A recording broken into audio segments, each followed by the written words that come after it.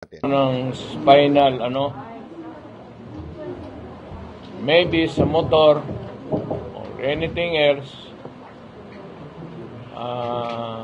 So, binigyan ako ng fentanyl ni Dr. Rosario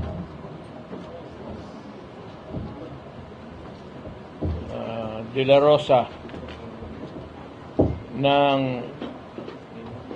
it's my physician sa Cardinal Santos, and I was examined also by Dr.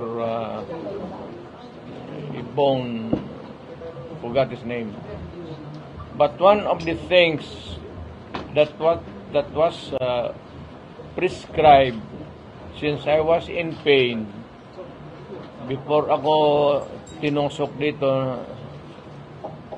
I was given fentanyl, kaya doon ko nakilala yung fentanyl. And as a matter of fact, yung word fentanyl came out from my mouth first. Kasi nasabi ako, may inuunom rin ako na strong substance. But si Presidente Marcos, sabi kasi niya na baka epekto ito ng fentanyl. Mr. President, you might want to read the synopsis of fentanyl dyan sa may hawak-hawak ka man ng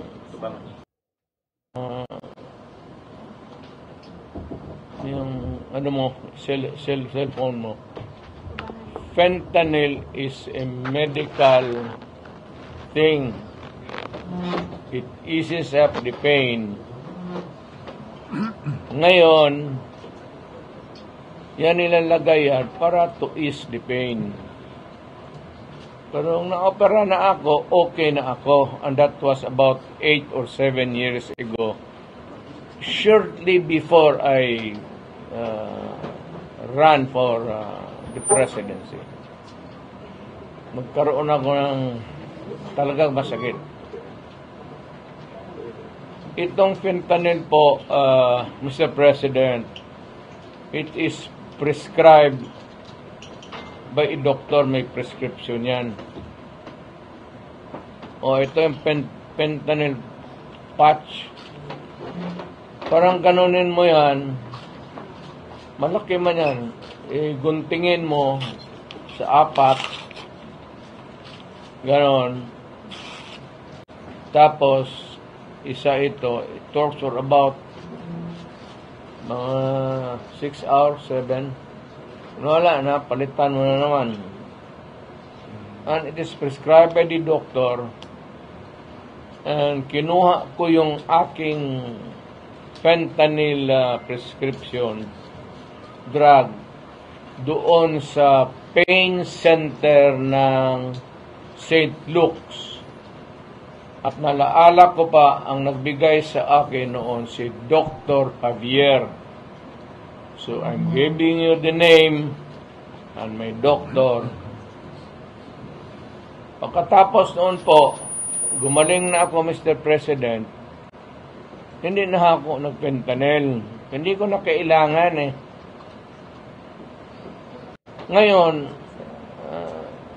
yan ang bumulta ka sa akin ng ganon. Tatanungin kita, yung cocaine, may prescription ba yan? Boom! Kunana! Alam mo, Mr. Marcos, yan ang problema kasi sa'yo. Balita ko nga kay attorney, Ang problema kasi sa'yo, wala ka kasing alam. Kung ano lang ang binubulong sa'yo, yun lang yung sinasabi mo sa video.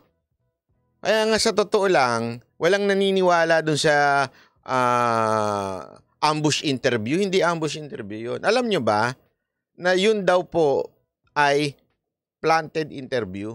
Meron na palang mga planted na media na magtatanong. At kunwari, impromptu na sasagutin ni Bongbong Marcos. Hindi pala. Ito pala ay talagang planted. Tapos sasagutin niya. Tinuturuan siya pag sumagot. Ganon daw ang siste noon hanggang ngayon. Gusto ko nga tanungin, ano yun? Tanga yung presidente natin?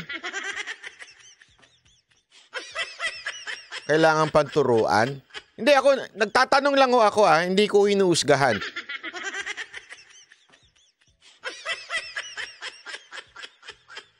Ang sagot ng kausap ko, hindi ko na nasasabihin kung sino yung kausap ko, kasi sabi niya, pag tinanong niya at hindi niya alam ang sasagot niya at hindi na kanin, wala namang alam yan. Mabubulol lang yan.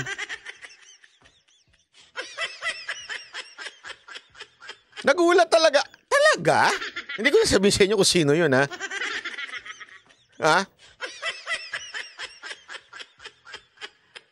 Alam mo, sa totoo lang, alam mo, Mr. Marcos, if I were you, wag ka na lang magsalita siguro. Kasi yung mga nakapaligid sa'yo na nagtuturo sa'yo, it's either bangag din yun, or nakainom, lasing, or di kaya hindi kasi, alam mo, pag sinabi mo lasing, hindi naman ibig sabihin lasing sa alak. Dilawin natin, ha? Lasing sa kapangyarihan. Kayo naman. Iba yun. Wag kayong, don't put words in my mouth. Ha? Lasing sa kapangyarihan. Okay? So, ano ang punto natin dito? Kaya nga alam mo, ko sa'yo, Mr. Marcos, this is not your personality. Honestly, hindi personalidad ni Marcos ang bumabanat. Never in the entire history of the Philippines bumabanat. Hindi. Baka Baka lang, hindi ako sure. Nagtatanong lang ako. Hindi ko siya bumabanat. Hindi niya ginawa yan eh. Kahit anong birada sa kanya ng ilang taon, kailan bumanat si Marcos? Hindi ho siya bumabanat ng diretsyo. Kahit kailan, never bumanat. This is the only time na bumanat. Hindi talaga bumabanat yan. Bumabatak, hindi ako sure. Tanong natin sa kanya. Hindi, tanong lang natin.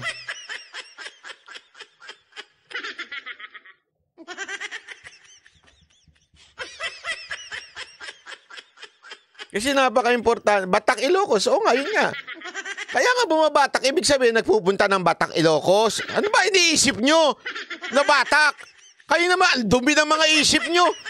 Bumabatak, pupunta. Sabihin, kunwari, di ba? Pumapampanga. O, bumabagyo. O, pupunta ka ng Bagyo. Bumabatak, pumupunta ng Batak Ilocos. Ano ba sinasabi nyo? Ay, kung ano-ano mga iniisip ninyo, mali-mali naman kayo.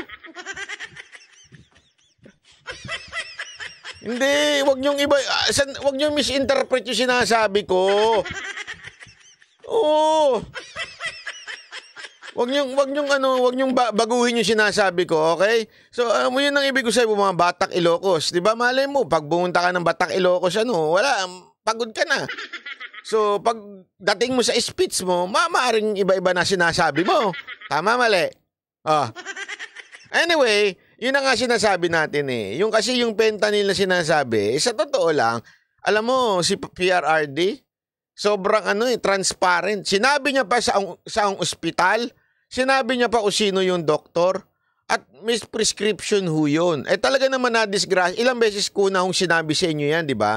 Na-disgrasya po ng pagmumotor. Kaya alam nyo, nung uusap kami, ayaw na ni Miss Hanilet na magmotor siya. Kasi nga, kahit nga nung eto sa atin na lang to, huwag ko niya kikwento kasi baka naman sabihin, nagkwento na naman ako sa inyo, yung daldal ko pa naman. Alam mo, nung nagmumotor na siya, I think, nung hindi na siya presidente, medyo sumemplang pa uli siya eh. Kasi nga, medyo may katandaan na, kaya ayaw ni Miss Hanilet, may bali pa naman siya dati. Pero that's it. Ayan na ho yun. Kaya nga, eto ang tindi ng hamon ni Pangulong Duterte. Ang tindi ng hamon ni Pangulong Duterte. Magsabay tayo sa luneta. Mag-take tayo. Pareho ng drug test.